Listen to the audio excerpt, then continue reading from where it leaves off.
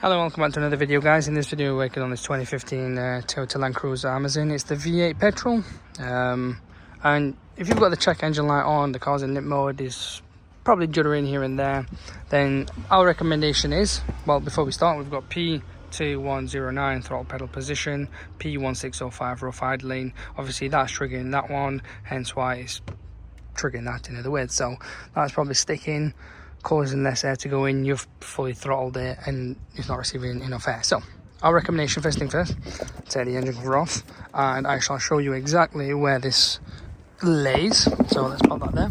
So this is your throttle body. This is what we recommend.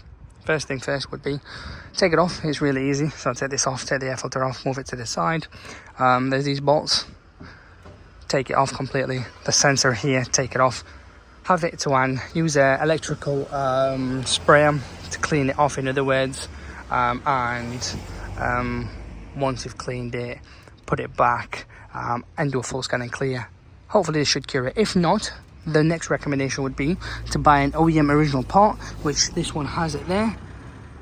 So buy an original part, put it on. It'll just be a case of adaptation if it needs it. If not, just plug and play, really, nothing fancy, and then you should be good to go.